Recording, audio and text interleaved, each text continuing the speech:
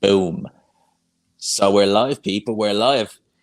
Same as last week and be the same as next week. Joined by a guest preview, AJ Usyk, the card, and everything that's going on. I don't need to introduce him.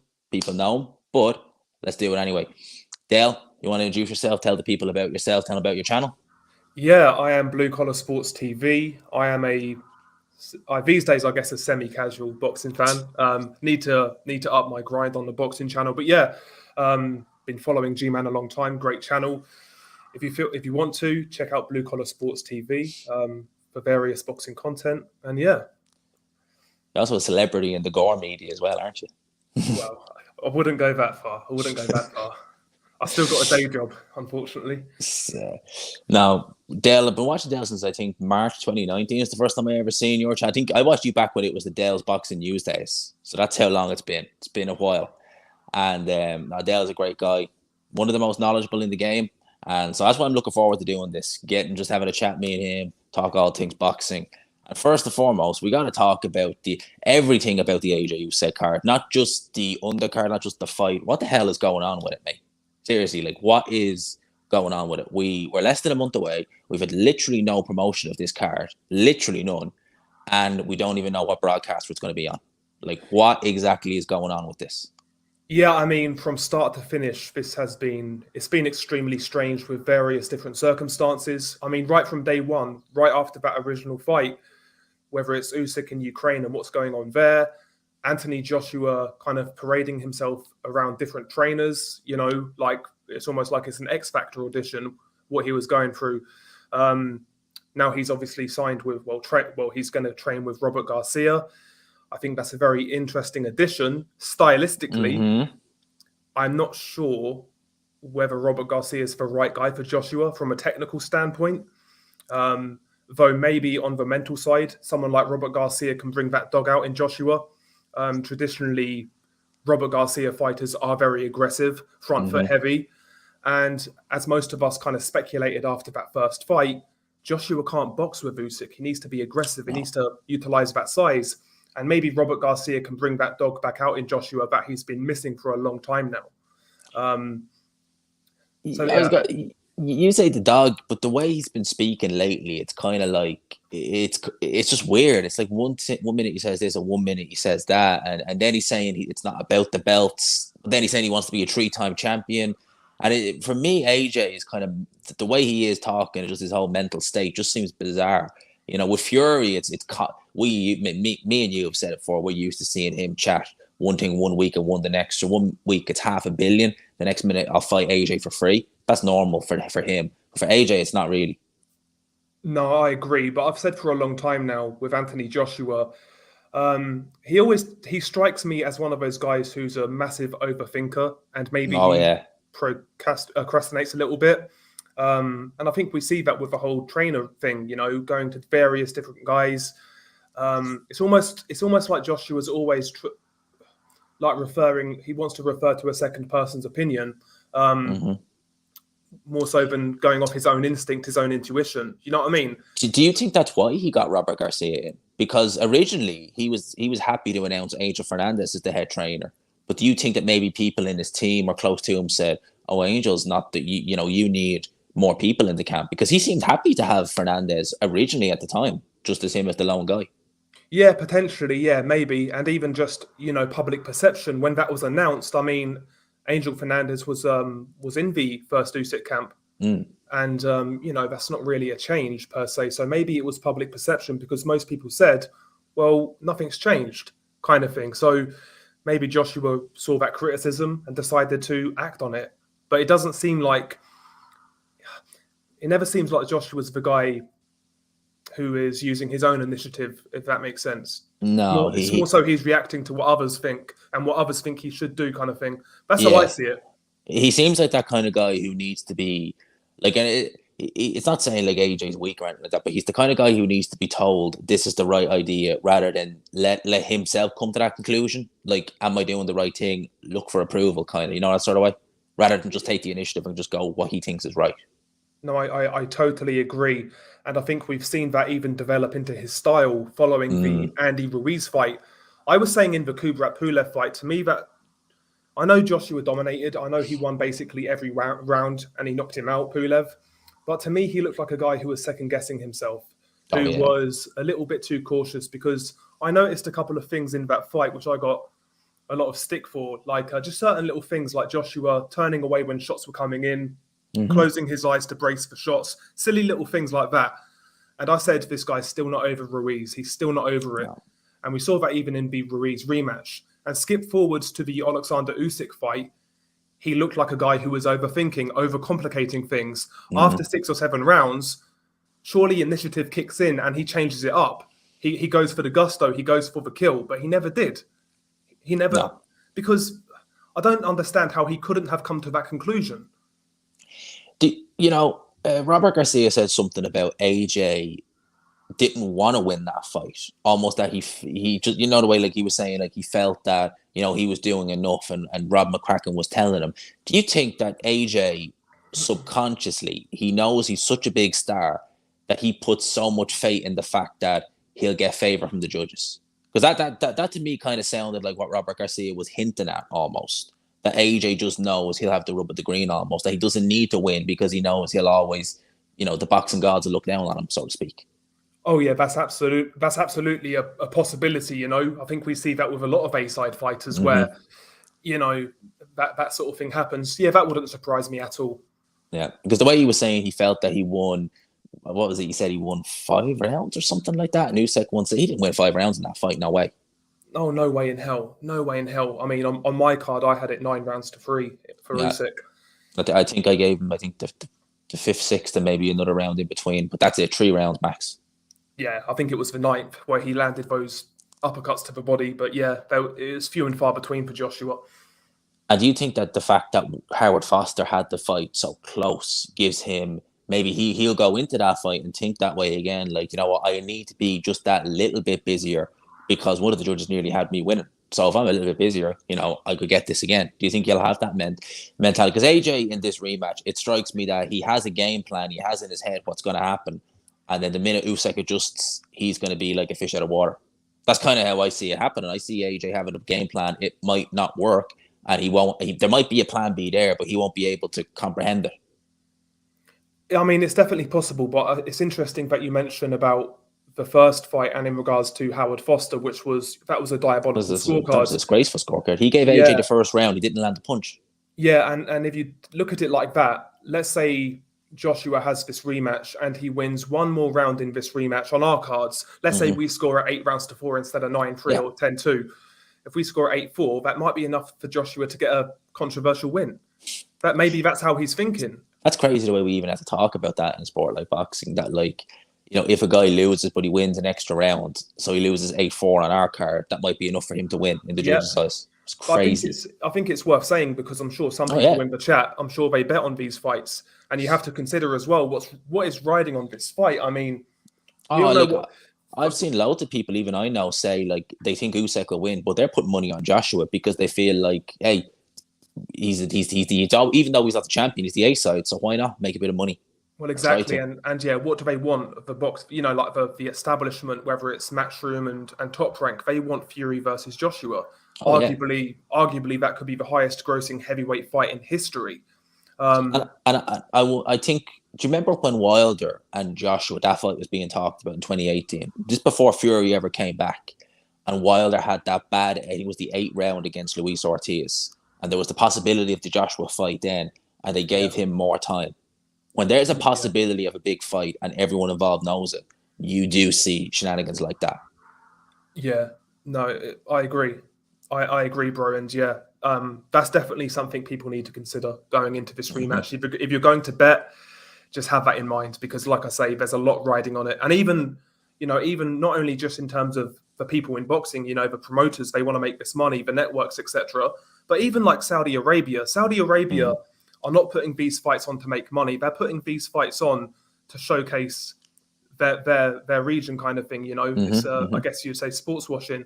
So there's a lot riding on this, man, and they want Fury versus Joshua. It's just that simple. And if they want that, if they have to rob Usyk in the process, and I'm sure they'll do it. So nothing would surprise me. But there is a situation.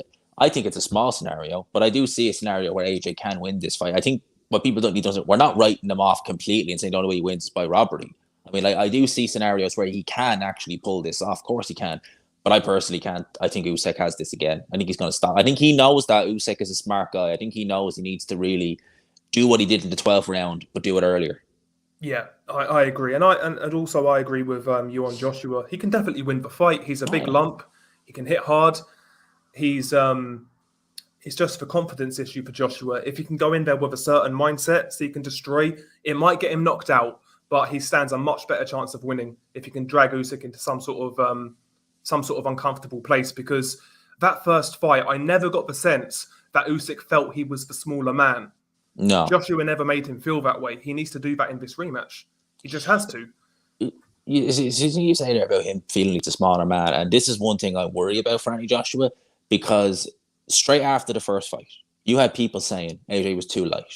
Now, me and you, I think we both agree on this, that a lighter AJ is a better AJ. An AJ in the 250s is just, regardless whether it's Usyk or whether it's like Carlos Takam, he shouldn't be in the 250s. Do you think AJ is listening to the people who said you need to pack on more weight and come in the 250s? In which case, I think it's a given Usyk wins if that happens. Yeah, I agree. I think he can't be too high in weight for Usyk, because he minimises the chances that he can win this fight. I think he would need to get it done in 4 or 5 if he comes in that heavy. I don't think the weight was the problem in the first fight. I felt in the Pulev fight that, what was he, sort of high 230s, low 240s? It was in the, I think he wasn't, I mean, if he was heavier than he was in the first Usyk fight, he wasn't much. He was only like, say, 2 or 3 pounds, nothing really. Yeah, so let's say the low 240s. I think that's perfect for Joshua. Oh, yeah. I think that's perfect. That's brilliant. I think the lightest he was against Ruiz. He was like 239. If he can get back to that, like, that's, for me, that's a good weight for him. Because it's not like, you know, Tyson Fury cutting loads of fat to try and make 250. AJ just needs to get a bit of that muscle off. You know, it's not crazy. You know, all he needs to do is just miss a few weight sessions, and there you go. Exactly, yeah. Exactly, I agree. I'd say the low 240s-ish for Joshua would be ideal. Yeah, because I think people forget, like, lactic acid builds up at the muscles. If you have a fighter like AJ, who maybe, and definitely I think me and you agree, he overthinks things, that's going to drain your energy before you even throw a punch. Because your mind is going to be constantly thinking, racing, that's going to burn your energy. Exactly, yeah. I agree. I agree. In terms of this fight and what's going on with the promotion, like, me and you both agree, it's been dire. Like, we thought Fury White was bad. This has been even worse. What is this? Who do you think it's going to be on? Where do you think it's going to be on? Because the rumor is that Sky have washed their hands with it. BT don't want to deal with it. There may be no other option in the UK. What do you think is actually happening with this? Because even they announced the undercard today, and all it was just the promoters, K2, Usyk 17, Wasserman, Matchroom, no broadcaster. Yeah, that's extremely bizarre. Has that actually been confirmed that it's not on Sky? It's the rumor mill anyway. It's doing the rounds anyway. And I know we haven't seen anything really from Sky in terms of them even hinting at it. You know, I think Adam Smith kind of a few weeks ago when he did the interview, but he's gone quiet since then. We're literally not hearing anything about it. Like, you know, even little subtle hints you think Sky would come out with. And you bear in mind, mate, we are come this Saturday, we're 3 weeks away, right? A pay-per-view isn't bought the night of the fight. So when you hear all these pay-per-view buys of 500,000, it's not always on the night. It's prolonged over the course of the time. So, like, how many pay-per-view buys are they losing? Leave it at this late. Well, that's it. Yeah, that's true. I wonder, is it because there are, like, Pro Bellum fighters on the card? Possibly. I mean, that's a very good point. It could be that. And we know, obviously, Pro Bellum, that region of the world, Saudi Arabia, Dubai, places like that, was, you know, Pro Bellum's last televised show, or they had a few televised shows there, and we all know why that was. Yeah, that exactly. Potentially could be it. And yeah, Pro Bellum. It's an interesting one. Yeah, Pro Bellum, obviously, they've launched a legal suit against Ben Shalom and Boxer. Obviously, he's with Sky. Maybe Sky said this is just not worth it, and maybe it's that. Sky want that squeaky clean image. But surely they would have known prior. But maybe they wouldn't have, because, like, what I heard was they weren't happy with, I think, Hearn's handling of the card itself. That's the rumor. So were they not happy that there was Pro Bellum fighters on it? That it's like, okay, we can go Saudi, but now we're being really associated to El Chapahan, and we don't want that. Well, that's the thing. I mean, if they're citing, I mean, I've heard these rumors as well about the undercard. I mean, it's not a quality control issue because some of the undercards Sky have put on pay-per-view have been awful. Oh, it can only be the Pro Bellum thing if that's what it's about. Yeah, the Sky put on in the Kell Brook Can, that was pay-per-view. That undercard was garbage. Exactly. Garbage. Man. Exactly. It's extremely strange. You know, Joshua was always a sure thing for Sky. And he's a sure thing for anyone. I mean, like, Joshua is at the level of a Canelo or a Mayweather where you don't need to promote the hell out of the fight. You just need to remind people, kind of, almost. Yeah, exactly. And they're not really putting up any... I mean, they're not really putting up any liability for this fight. I mean, Saudi are promoting it, they're hosting it, they're paying all for that side of thing. They're basically just broadcasting it, and they're going to make money anyway. So it's weird. Part of one thing what apparently they're not happy with is that they know that the TV broadcasters, they're not going to be able to recoup the money, or the Saudis or something like that. They won't be able to recoup the money just from the broadcasting end. So it's like, what's going on? Like, I mean, that's what I'm hearing, that they're not happy with Eddie Hearn because the broadcasters won't be able to recoup the money. Yeah, well, I mean, I'd be surprised if that's the issue because I'm sure the families behind this fight, I don't think this is really about money for them. I think it's about more so, like I say, an investment, long-term investment, kind of. Long-term investment to put a kind of a good viewing on their sort of region. It's a very strange situation. I can't put my finger on it. There's been no promotion. Sky, obviously, they've taken down a lot of Joshua fights on the Sky Boxing channel. I found that bizarre, absolutely bizarre. It was about this time last week they started going down, and it wasn't like, like Frank Warren would be the sort of guy where he'd leave up the losses, but take down, if he was upset at a fighter, he'd take down the best moments and leave the bad ones. But they took down all of them, all of them. It's bizarre. And they took Dylan White videos down, White fights down as well, which I found even stranger. Yeah, that's weird. I mean, does Joshua have does he own his own rights? I'm not sure. I'm not sure. I know the Povetkin rematch is gone. The first Povetkin fight for White is there, but the rest of them are gone. And I'm just thinking, I mean, you would have had MTK fighters on the undercard of those cards. I mean, JJ Metcalf was on the Povetkin, and Pricey. We like Pricey. He was on the Rivas undercard. That's it, really. They wouldn't take him down for that, I would assume, which God knows with Sky. Yeah, it's bizarre. It's bizarre. I don't know. I really don't know what to say. I mean, if it's not on Sky, I wonder maybe DAZN will pick it up. But again, they need to launch their pay-per-view system in the UK. The problem with DAZN picking it up and doing it is that if DAZN were doing this, I reckon DAZN would have needed a good 2 months of promotion because they don't have the pull of Sky. I can't see DAZN doing much in the space of 3 weeks. Even if you think about it like this, if you can't get this in pubs, right, how good is that really going to do? Because people are going to want to go to the pub to watch AJ Usyk, and you go to a pub manager, they're not going to pay £8 for no reason, or a pay-per-view for no reason, and you have to stream it. Yeah, that's it. Yeah, and obviously they haven't had a pay-per-view yet. They've not even got a pay-per-view system yet in the UK. I think the KSI one is. The KSI upcoming fight is. Okay. That's pay-per-view. But they haven't, there's no pricing on it yet that I know of anyway.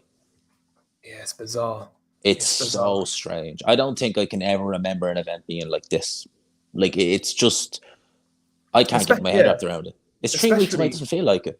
Especially for a Joshua. Yeah, exactly. It feels like it's 2 months away. Exactly. It feels like we're a world away.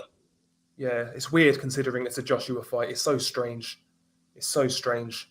It really is. And I reckon there's a lot of egos going along behind the scenes. I reckon that, you'd think that Sky would almost, I'd say they probably did, just make that bid to do two things. One, to spite Hearn and Matchroom just for leaving. And second of all, just to make one last chunk of money on Joshua. But I think now we're starting to see kind of the issues surrounding it all come out now.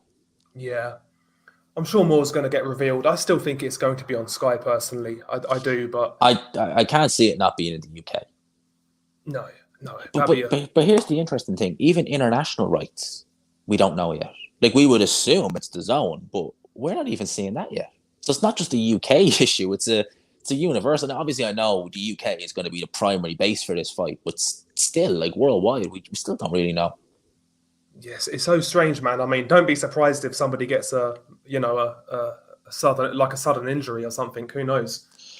Do you think that could happen realistically? You think it could run that risk?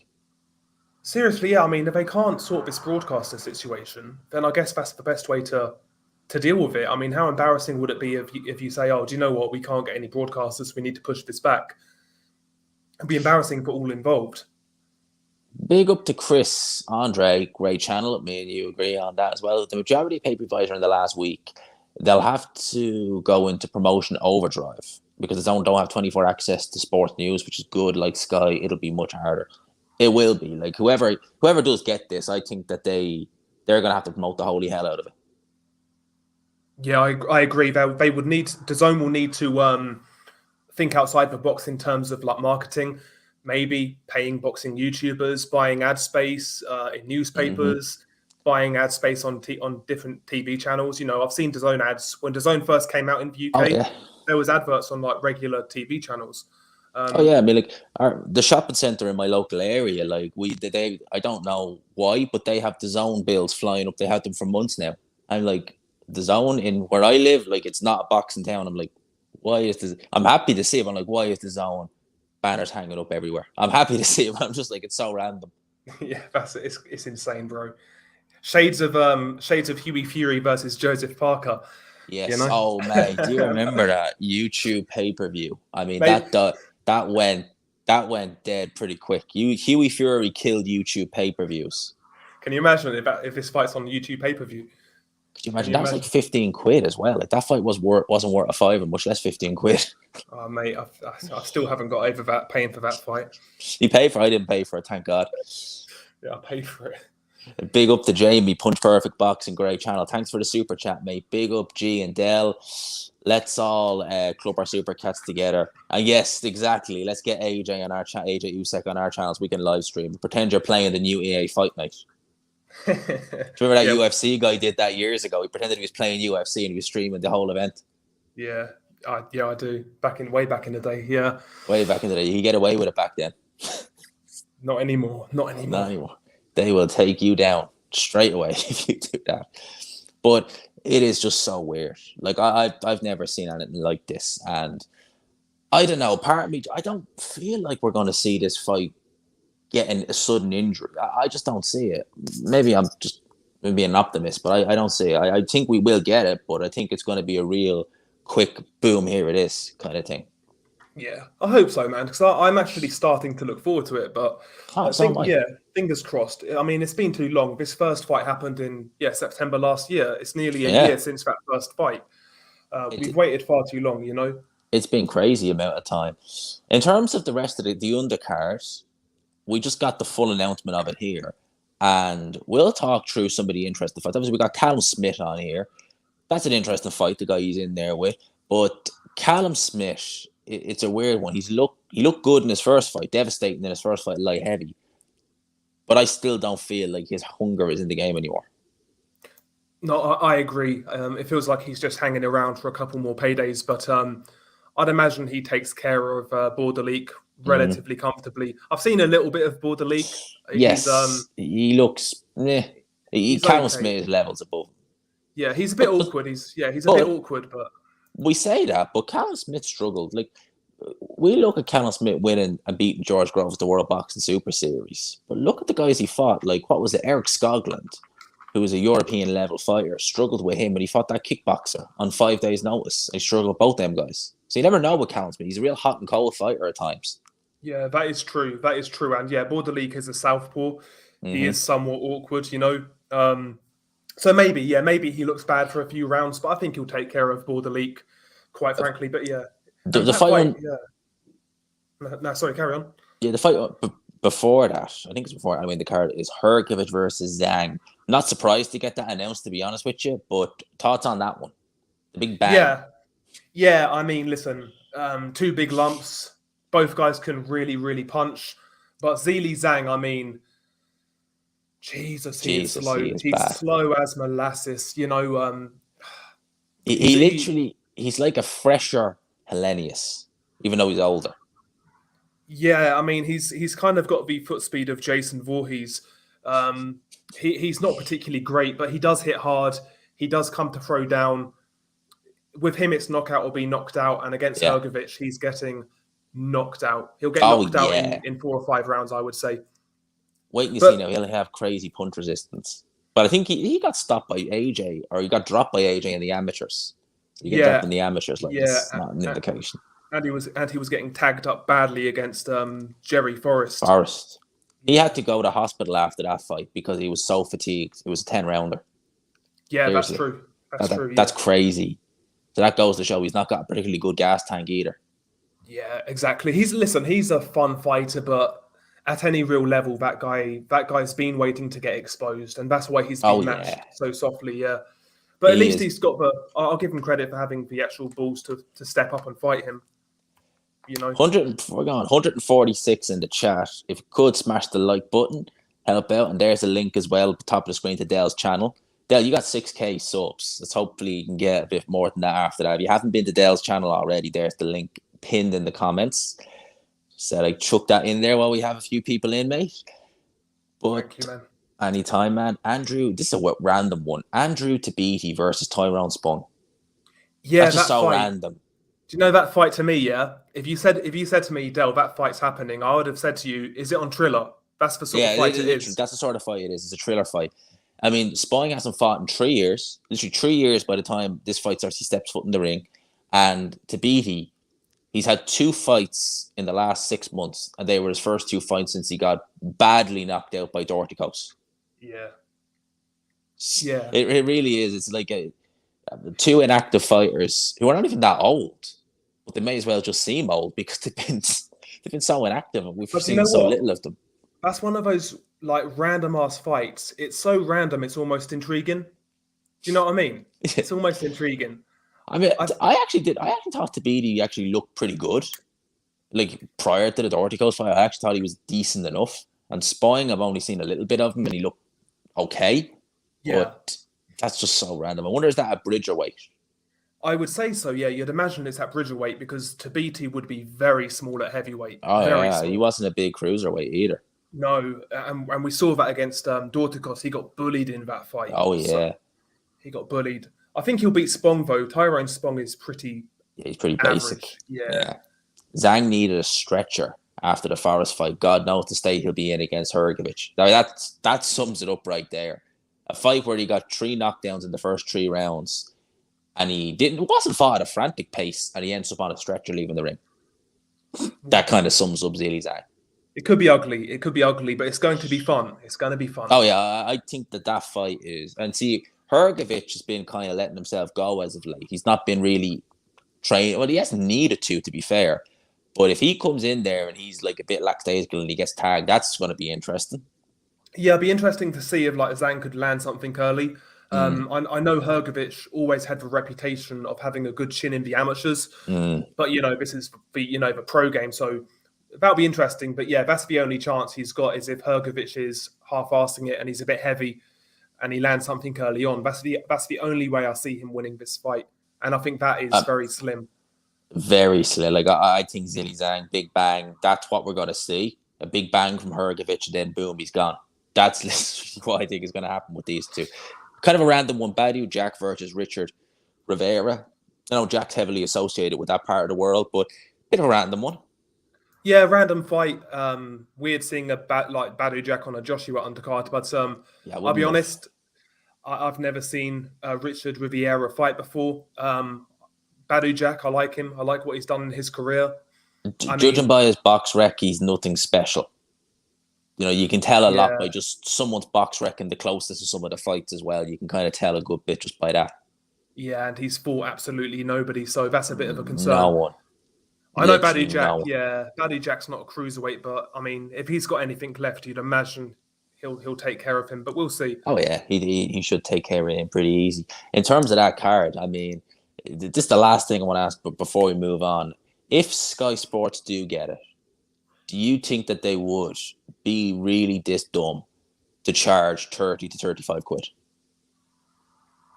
I mean, that would be extortionate. I wouldn't rule it out. I mean, it's crazy. That would be crazy. I mean, what was the last pay-per-view cost? 25. Oh, AJ pay-per-view or just in Yeah, general? AJ, yeah. 25. 25, yeah. I'd imagine it's going to be similar. I can't see them trying to push it up to 35 quid. That would be obscene, especially considering what's going on in the world. I think that'll piss a lot of people off. But would you put it past them? Oh, no, I wouldn't put it past them, but... I think that's what Sky maybe are looking to do. It's not going to shock me if we see Sky announce this and it's 30 quid. Crazy. Yeah. Yeah, they might try and, they might see it as Joshua's last fight on Sky. Let's just cash out. I guess they could do it, yeah. 25, like someone saying 25.95. And that's dear over here. Like, you're talking about 33 quid. If Sky do, they are killing themselves. They might get smart and go, yeah, make the average Joe will be like, it's not 30 quid, it's 29.99. Yeah, that's it. Seriously, you're lying. False information. It's not 30. And the problem I have with it as well, like with it, let's say it was AJ versus Fury, I wouldn't have a problem with it. But or even like Fury versus Usyk, whoever wins, let's say it's for undisputed, I wouldn't mind paying that.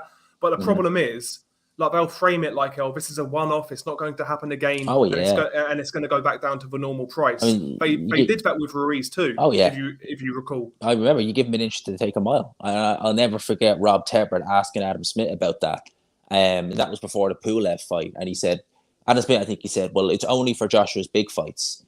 Tebber said, it's only for Joshua's big fights, you said. And he's like, well, we consider every fight a big fight. I was like, man, you're taking the piss. That's just pure take. That's just a money grab. Every fight a big fight. Fuck off. Yeah, that's the thing. It's a slippery slope, you know. It's a slippery slope. Because it's really a case of the broadcasters decide what's big and what's not the fans. Exactly. Yeah, that's the way it is. That's the way in terms, moving on from that, because we got other boxing news to talk about. We got a good fight this weekend. Chamberlain versus Billam-Smith. We got to have a little preview of that. We have to talk about that. What are your thoughts on that? Yeah, we'll go away from all that to this. Yeah, interesting fight. I mean, Chamberlain, he's been out in the wilderness since the Okole loss. He's been toiling away on Channel 5 against lower level competition. I actually like Chamberlain. He seems like a nice guy. I think he's I don't know. I think Chamberlain at Matchroom, he wasn't lucky at Matchroom because he wasn't a GB Olympian or anything like that. He kind of turned pro to obscurity pretty much, and Matchroom picked him up. And I think he's a good fighter. Like, I think that people underestimate him. His last fight, he fought the guy Okole fought on the AJ Usyk undercard. Took Okole 3 rounds, took Chamberlain around, so he's showing a bit better punching power. And I just think that the problem for him is he's, as you say, left out in the wilderness. Yeah, and also with Isaac Chamberlain, he's one of those guys who is obviously he's too big for light heavyweight, but he's a small cruiserweight. Well, you say that now, he's looking bigger. Like, I noticed in his last fight, I watched it on Channel 5, and you could see he looked. He's not a massive cruiserweight, but you can see this guy is not as small as he used to be. He's grown into it a good bit. Well, that's good because Chris Billam-Smith is. Listen, I think he's quite basic, but he's strong. Chris Billam-Smith, he's a strong kid. He can kind of maul you and whatnot. And that's the kind of worry I have for Chamberlain is that he's too passive and he just allows, Billam-Smith to kind of dictate what sort of fight it is. I think it's going to be very messy, by the way, this fight. It could be. Yeah. I mean, I think the Luke Watkins fight for Chamberlain was very messy back in the day. A fight that he made harder for himself, that fight, way harder than it needed to be. Yeah, I think he's got a chance here. But I would probably lean towards. I would lean towards Billam-Smith just about. Really? It's a good fight. My pick is Chamberlain to win this fight on points. Points. That's a risky one, but I just think he's better. I think he's more technically sound. He's more skilled, but I just think he's I look at the Tommy McCarthy fight. And McCarthy, I've never rated. I think he's garbage. Nice guy, but I don't think he's a good fighter. And in the first fight, he had loads of success against Billam-Smith. I think Chamberlain can replicate that and do more. Yeah, maybe. But again, it's his output with Chamberlain. Sometimes he's a little too lackadaisical. He'll be pouring with that lead hand, but he won't be doing much else. And he can't allow Billam-Smith he can't invite Billam-Smith onto himself. He needs to maintain that range and give Billam-Smith something to think about. He can't be too passive because Billam-Smith's one of those guys. He's not the greatest, but he takes a lot of discouraging kind of thing because he'll keep on coming forwards. Yeah, he could take a decent shot. Like, I mean, that knockdown against Briakpor wasn't It wasn't like a devastating knockdown. It was more a kind of slip and balance thing. He takes a decent shot. Yeah, he's a tough kid. Yeah, he's got a good chin, Billam-Smith. Yeah, it's an interesting fight. I think it's a very good fight. Like, it's one of them fights you're pleasantly surprised about when it was announced. I was like, that actually is a good little fight. It's a good scrap, good domestic scrap. In terms of, right, the DAZN and Matchroom, their schedule is pretty thin. Moving in the UK anyway. We have Dalton-Smith next week, and then we've literally nothing. Other than Canelo, Golovkin 3, which is in the US, we've literally nothing in the UK. Conor Benn, a fighter me and you have been very critical of in the past. Do you think him and Eubank's going to happen? Because that seems to be the only card they're talking about now. And the only fight. Yeah. But we're hearing nothing about Josh Warrington, Katie Taylor, or anyone else. Yeah, I mean, if you asked me that 2 months ago, I'd have said, no way. That's going to be like an end of career fight for Eubank. But I mean, it's looking very possible right now. Yeah. I mean, listen, it's going to be one of those fights. It sells, yeah. It's going to attract the casuals. That would be massive for the DAZN pay-per-view and the DAZN in general if they could get that on their platform. And yeah, it definitely does well. In regards to, like, there's certain aspects of that fight in which I'd kind of want to know more about, the weight, rehydration clauses, etc. But even with that, I'd make Eubank a massive, massive, massive favourite. Even if he's slightly drained, I would still pick him to beat Conor. It's probably going to boot one of us out of StreamYard now in a sec. I'm going to leave you with a quick... I'm not going to end it, but I'm just going to refresh it on my end real quick just to make sure it doesn't do it. But I ask you this question. Has Eddie Hearn backed Conor Benn into this fight from selling those opponents, the Algiers, the Van Eertens, as world-level opponents? I'll let you just talk about that real quick and give your thoughts on it. I'm just going to leave and come back in real quick. Yeah, that's cool. Yeah, I think the whole Eubank thing, I think it's... you can almost see the script right now when it comes to Eubank versus Benn. Almost similar to Golovkin versus Brook back in the day. It's one of those fights. It's basically a free hit for Conor Benn. It's a massive fight. It builds his profile. It's a huge, huge payday. And chances are he loses. But if he loses, the script will be he was daring to be great. You know, he tried to do something incredible, but he fell short. He can now go back down to welterweight and resume his career. We heard that same kind of narrative with Kell Brook against Golovkin, with Amir Khan against Canelo, with Rigondeaux against Lomachenko. We've heard this before. It's basically a free hit for Conor Benn, essentially. That's how I see it, at least, you know.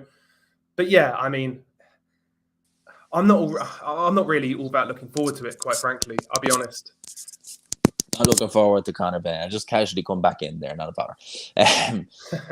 No, it's a weird one. I think that I think Eddie Hearn has backed them into this corner. I really do. I see Chris is saying that he doesn't, but if you're trying to sell Chris Van Eerden and Chris Algiers as legit world level opponents, look, I don't mind the opponents. Like, I don't think me and you really mind them in a sense of learning fights for Ben if they're sold that way, but selling them as world level, and you're kind of saying now we're going to step them up. It's like, well, step them up. But I think Team Hearn, no, he's not ready. Yeah, it's the fact. Yeah, that's it. It's basically the sales pitch. You know, they're describing Chris Algieri as a former world champion. Yeah, he was about 8 years ago. You can't be selling these guys as world-class fighters and then saying, well, David Avanesian hasn't done enough, you know. That's my problem with it. If they was honest and they said, listen, Conor had no amateur pedigree, he's learning, we're taking our time. I think anybody reasonable who knows boxing matchmaking would accept that. You wouldn't mind. Like, yeah. Like, we'd look at them fights and say, that's fine, it's reasonable. Yeah, but when you're selling a guy a certain way, I think it's reasonable as a consumer to expect a certain level of product back, right? Mm-hmm. If I'm selling you something that's going to be this amazing thing and it doesn't do what I said it did, then, you know, you're getting shortchanged kind of thing. And I think the fact is as well, is that this is one of the reasons where I think the DAZN kind of comes back to bite Eddie Hearn in a sense when he's trying to sell Conor Benn, because the majority of people who subscribe to the DAZN are hardcores. We know these aren't world level guys. But if he was on Sky, where they probably had a bigger audience and a lot more casuals, the Sky fans would be like, well, he's beating world level guys. Yeah. I'd agree. But like I was saying earlier, this whole Eubank thing, it's basically a free hit for Conor Benn. Like Chris said, it's massive. It's massive financially. Oh, yeah. And even if Conor Benn loses, like, let's say he loses but has some success, I mean, it's not really a loss. His No. profile's increased. He's got a huge payday, and he can go back down to welterweight and resume his career there. It's only, it means nothing for him if he loses. But with Eubank, I mean, like if Eubank isn't devastating, you kind of look and you just think, Jesus, like where do you like? What's going on with you? Like if he's not like getting rid of Conor Ben easy. Yeah, no, I agree. Yeah, I mean, it's mainly it's risky on Eubank's side more than anything. You know. Do you think Team Eubank know that they need to be super careful with the fights they take? Because it's all well and good to fight guys stylistically alike, but sooner or later, if you want a world title, you're gonna have to fight someone who has a style that's not tailor made for you. And you think like it's better to just make the money and fight, whoever we need to for the title at the time, rather than just go in against Akhmadaliev. I think that's the guy's name. I always getting his name mixed up. Oh, Janibek. I always get the names mixed up. Janibek, who doesn't bring any money, doesn't bring anything really, and potentially get outboxed. That's it. Yeah, I think with Chris Eubank Jr. now, we all know his limitations, as do the people around him. I just think it's very strategic with Eubank Jr. If it's a Golovkin right now, I think they would actually take the Golovkin fight. If it was to come up again, I think they'd actually take it. But until that sort of massive payday comes, you're not going to see Eubank fighting Andrade or a Janibek, because they're very hard fights with little reward. You know, I mean, like if Andre made that call out, and you just kind of think about it like logically in your head, like if you're Eubank Jr., fight Andre, who was very tough, very dangerous for $1 million, or fight Conor Ben, who's easy for 7 times that. Yeah, it's a no-brainer. It's a no-brainer. Like if you want to make money, like I mean, it's literally a no-brainer. Exactly, yeah, and I think that's it with Eubank. I think we've known that for a little while, though. He's been very strategic in his career in the past, and I think that will continue. I've said it before. I think the George Groves fight still plays on his head. I think he really went into that fight. They were the most confident they've ever been going into that fight. They thought that the Billy Joe fight was gone and dead in the past, and they were different. They were a different fighter. Yeah. And I think that fight brought them back down to earth. And I don't think he's ever really... Like, yes, he got the James DeGale win, but DeGale made that easy for him. He closed the range himself. He didn't have to do it. Eubank didn't have to do it. Yeah, DeGale had no legs left in that fight. He was done. Yeah, he was done. And again, it kind of goes back to what we were saying. It's kind of strategic. It made sense. But yeah, that's the thing with Eubank now, I think. He's a fun fighter, but I'm not expecting him to try and chase greatness or anything like that, because I think that ship sailed. He's a hustler, he's a hustler.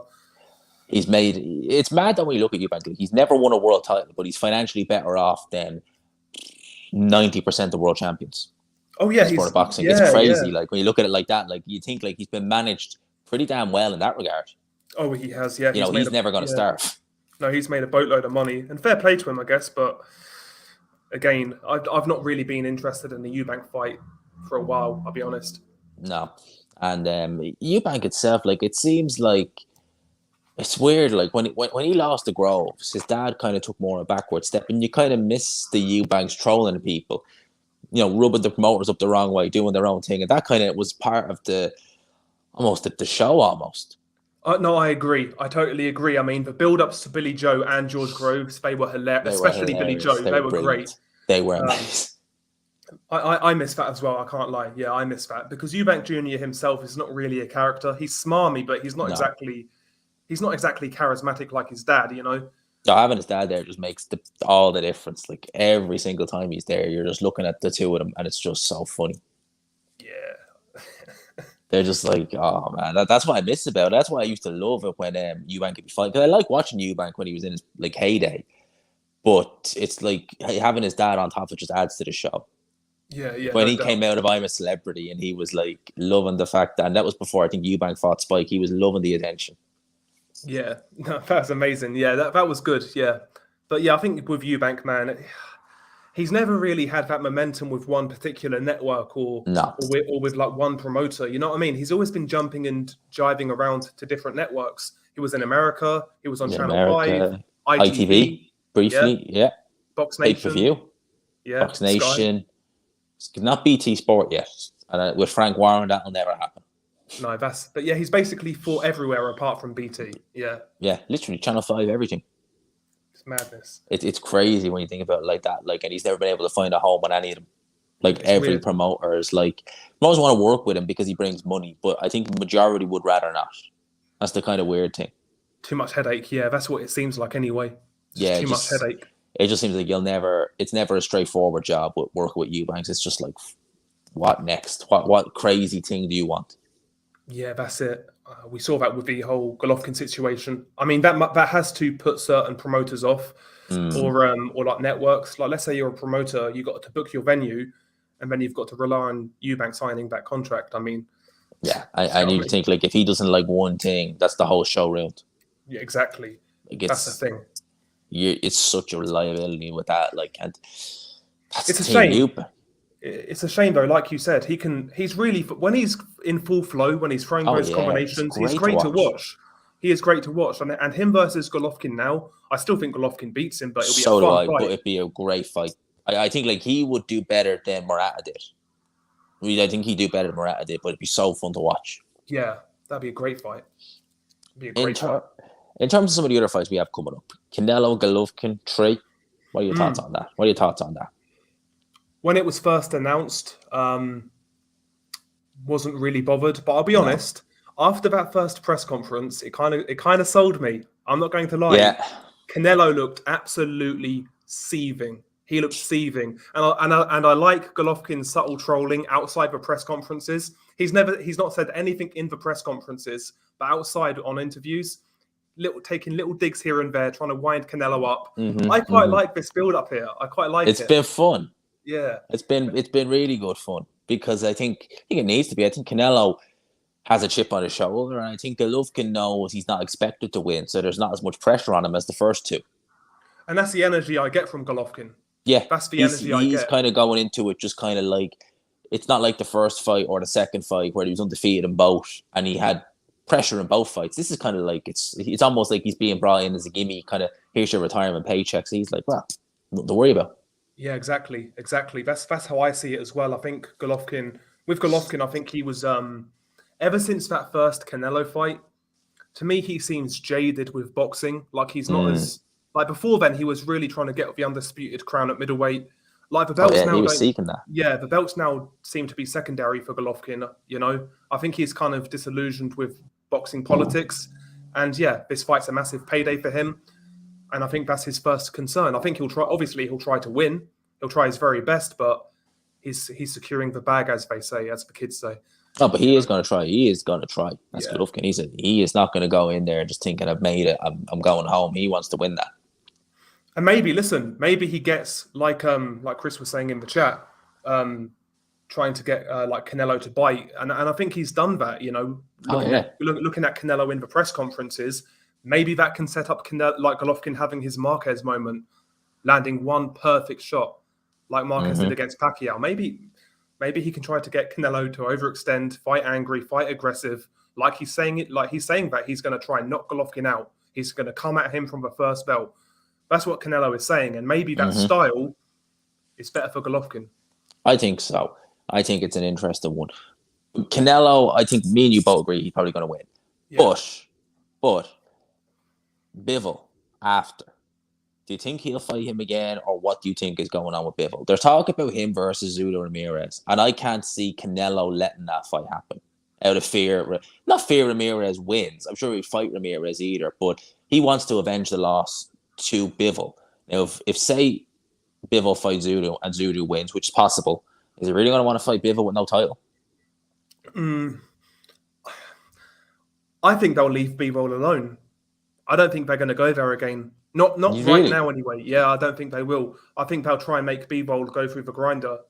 I think they'll try and make that Ramirez fight. I think Ramirez is a lot better than people say he is. Yes, he's a big lump. I think he's a big lump. Yeah, he's big. He's a southpaw. He hits relatively hard. He's quite versatile in his approach. I think Bivol wins, but I think that might be a harder fight than people think it is. And also, Eddie Hearn's trying to get Buatsi a shot at Bivol. I heard they tried to get him an exemption.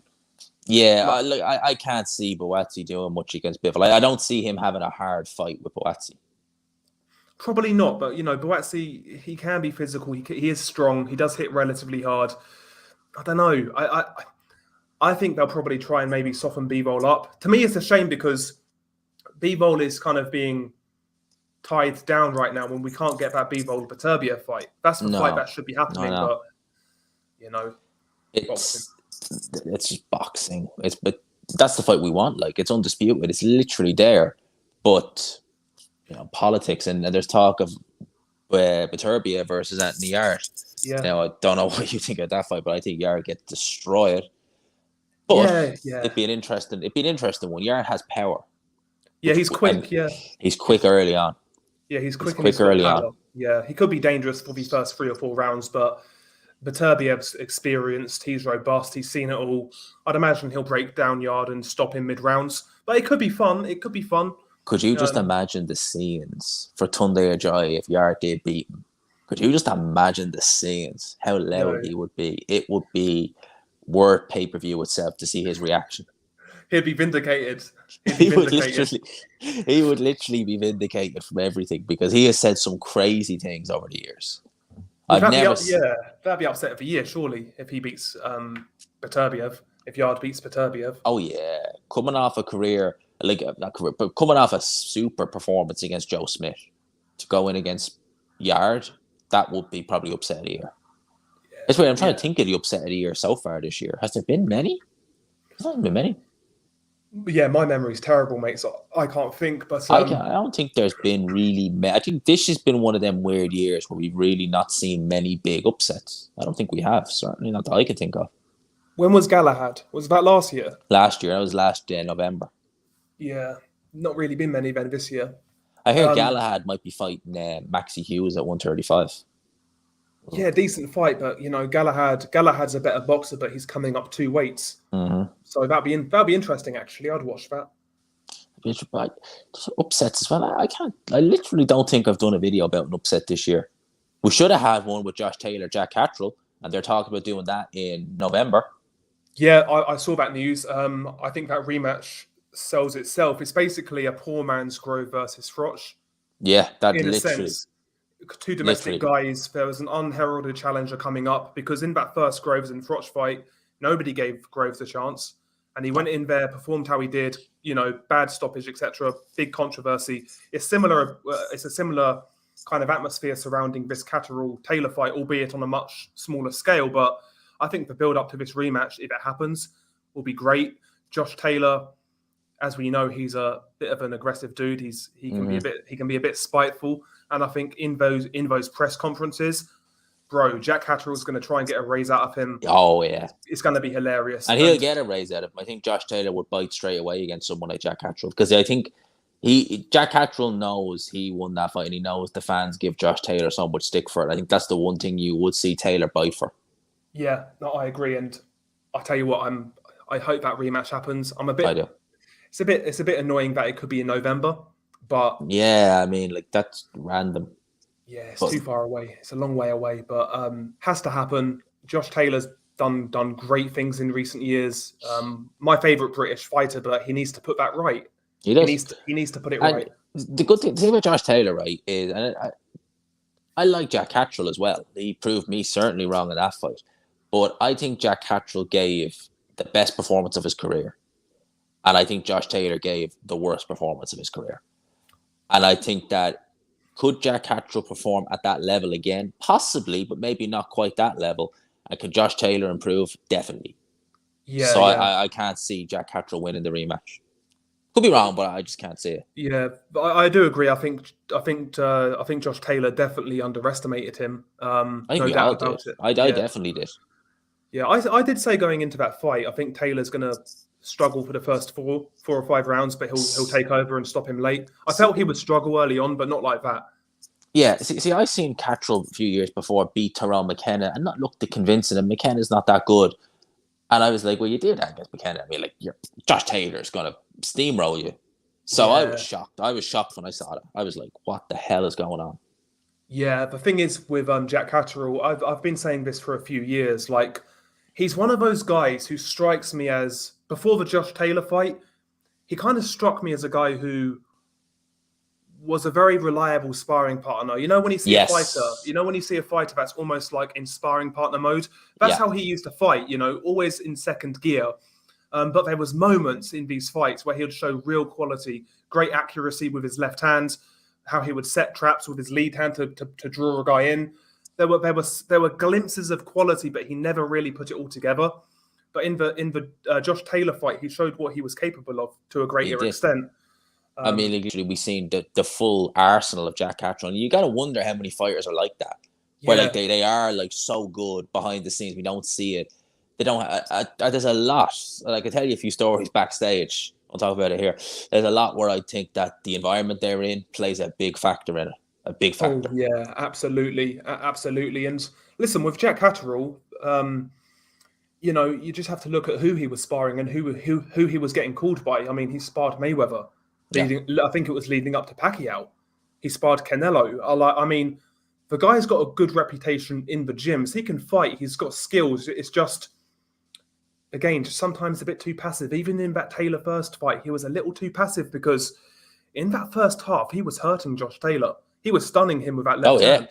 And he dropped Josh Taylor. Like that was Josh Taylor could say whatever he wants. He was hurt. He was hurt. And what was impressive, like one thing about Josh Taylor, his lead hand is very good. That was taken away by Jack Catterall, especially in that first half. Very, very interesting rematch. Very interesting rematch. I'm gonna put my neck out on the line here, right? I've said for a while I rate Ben Davison highly as a trainer. But do you think that Josh Taylor's style is not for Ben? Or do you think he's regressed under Ben? Because Shane McGuigan said that's not the same fighter he trained. Yeah, I am very doubtful of Ben Davison working with Josh Taylor, quite frankly. I don't think the styles necessarily match up. I mean, when you think of Ben Davison, well, I can only speak for myself. I think of a back foot guy like a Billy Joe kind of thing, not a Josh Taylor. Also as well, not just for new trainer, but for weight. I mean, Josh Taylor's a big dude. He's cutting a lot of weight. He's cutting a lot of weight, man, and that can't be easy now. He's not someone who balloons in between fights. He doesn't do that, but he certainly, for a few weeks after a fight, enjoys himself. Yeah, no doubt. And that makes it that won't catch up with you. It's not like it's the end of the world, like Fury style, but it does make every weight cut that little bit harder. Yeah, no, I agree. But I think if Josh Taylor takes this seriously, he's got enough to do the job and do it well. I still think Catterall's going to give him problems, but an on-form Josh Taylor is better, in my opinion. But he needs to show us that, 100%. I think he will. I think he knows that it's on him to perform. But I do wonder what will happen with Ben Davison. You see, Ben Davison has a way of almost... A lot of the fighters he trains are young fighters, and most of them are. So he's almost like... And Ben Davison's only about our age. So it's almost like...